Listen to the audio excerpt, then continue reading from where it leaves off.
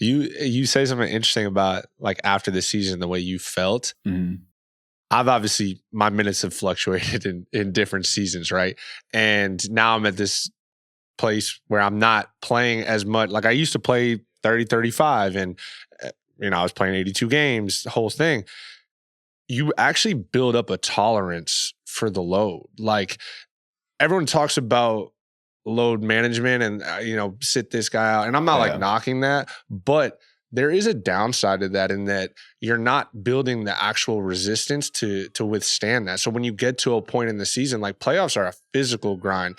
You're not playing back-to-backs, but you're playing every other, mostly, unless you're traveling in between.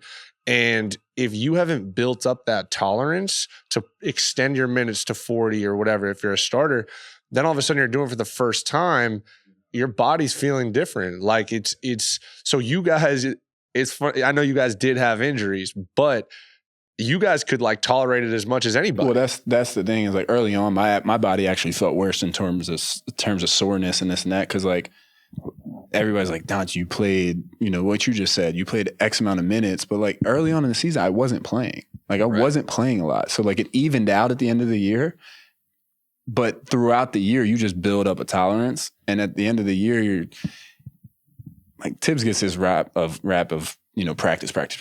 But bro, we were playing, day off, playing, come in, watch film, playing. Like there's only so much you can do. Like I will say, like he tries to get the most out of every single day, but it's not running up and down and then go play 40. If we were doing that, I wouldn't be able. There's no way you can. What's your like favorite recovery regimen? I'm trying to steal something right now. So to be honest with you, I kind of go in on every off day. I'm a big kind of cold tub guy. I'm a big I like to just get the body moving for a little bit. I go in and get some shots up, and it really changed last year. I think with having the success that I was having, it kind of changed stuff for me. Even when I was, I'll go to a game and like I said, I'm getting 10 up and I might go 0 for 10, but there's 10 going up. And I was still going the next day, shoot my shots, get in the cold tub, get my body work, and then go home and chill with the fam. But there was no secret. I just like going in. On the energy front, and I'm curious your perspective on this because I would see this going to games with Matt a lot last year with him, is when you're playing well, you are emotional.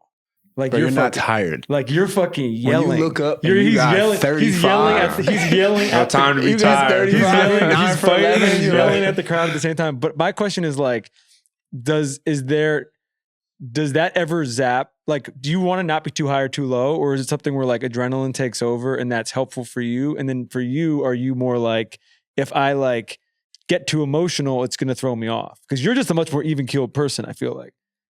Yeah. He's the same. Like, I feel like every time I've seen or played against Dunk is like, he's just the same every. Yeah. What's interesting this year is that because I'm checking in at different times, I'm playing a little bit less here and there. Like, I've actually found that I needed to kind of like motivate myself by just like honestly talking, like chatting, like talking shit from the bench, talking shit to my teammates, coaches, whatever, like just to kind of get me going. It's so different. Right. When I knew I was walking in, I was playing 30 a night, like you kind of know, you almost have to conserve some of that because you're like, all right, I know I'm going to get to my 10 eventually because I'm playing 30. Now it's like, it's a little bit of a new challenge, right? And I've had to kind of wrestle with that the last couple of years. Obviously when injuries have happened, I've extended my opportunity or whatever, but finding that balance has been like a fun challenge. But I've seen, you talk shit like sneaky, but you don't it's usually to like my guys. Like if I know you or whatever, it's to somebody I respect, like playful talking shit, like JJ in Indiana. Like, are you talking shit to JJ? I'm like, I'm not really talking shit to JJ. Right, I'm not dumb. Like, but there's a balance for me of like last year, Jalen, like you said, Jalen was so locked in. Josh was fucking crazy. And then me, I was like either crazy or not crazy.